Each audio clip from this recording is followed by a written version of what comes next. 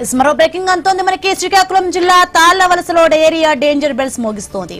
Diarrhoea బారిన పడి ఒకరు మృతి చెందారు. వివిధ ఆసుపత్రుల్లో 6 వ్యక్తులు చికిత్స పొందుతున్నారు.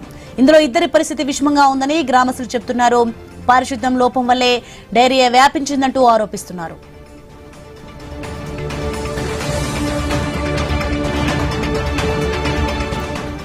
ఇక ఘటనపై మంత్రి అచ్చెన్నాయుడు ఆరా తీశారు. తక్షణమే గ్రామాన్ని సందర్శించి నివేదిక ఇవ్వాలని వైద్యారోగ్య శాఖ అధికారులను ఆదేశించారు.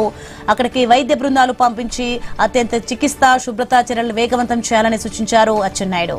రైట్, ఇదే అంశానికి సంబంధించి మరింత సమాచారం మా ప్రతినిధి రాము ఫోన్లో అందిస్తారు. రాము, మొత్తానికి మనం చూసుకుంటే డయేరియాతో 2 పరిస్థితి విషమంగా ఉందంటున్నారు గ్రామస్తులు. ప్రస్తుతం ఎలా ఉంది పరిస్థితి అక్కడ, ఏంటి? మనం చూసుకోవచ్చు. టెక్ల నియోజకవర్గం సంతబొమ్మాలి మండలం తాళవలస గ్రామంలో 6 వ్యక్తులకు డయేరియా వ్యాపించింది. అయితే ఈ పరిస్థితుల్లో ఒకరిని హాస్పిటల్ తరలిస్తున్న క్రమంలో మృతి చెందడం జరిగింది. మృతుడు మార్పు చిన్నారావుగా గుర్తించారు. అయితే మిగతా 5కి సంబంధించి 2కు స్థానిక టెక్కలి ప్రభుత్వ హాస్పిటల్లో చికిత్స అందిస్తున్నారు. మిగతా వారిని ఏదైతే శ్రీకాకుళము ప్రైవేట్ హాస్పిటల్ కి అయితే తరలించడం జరిగింది. అయితే ప్రైవేట్ హాస్పిటల్లో ట్రీట్మెంట్ చేసుకుంటున్న వారిలో 2 పరిస్థితి విషమంగా ఉందని మాత్రం వారి కుటుంబ సభ్యులు తెలుపుతున్న పరిస్థితి ఉంది. అదేవిధంగా డాక్టర్లు కూడా అదే విషయాన్ని తెలియజేశారు.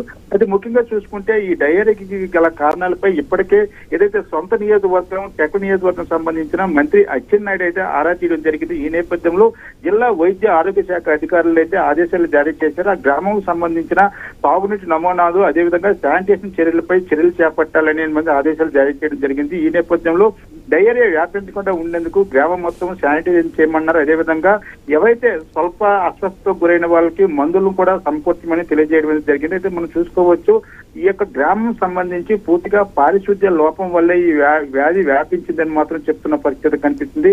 అయితే మృతుల సంఖ్య పెరగనీయకుండా వాళ్ళకి మెరుగైన వైద్య సేవలు అందించాలని, అవసరమైతే విశాఖపట్నం కూడా తరలించాలని ఇప్పటికే అధికారులను మంత్రి ఆదేశించడం జరిగింది. అయితే ప్రస్తుతం పరిస్థితిపై అధికారులు కూడా సమీక్షిస్తున్నారు. గ్రామాల్లో కూడా పర్యటించిన పరిస్థితి మనకు కనిపిస్తుంది.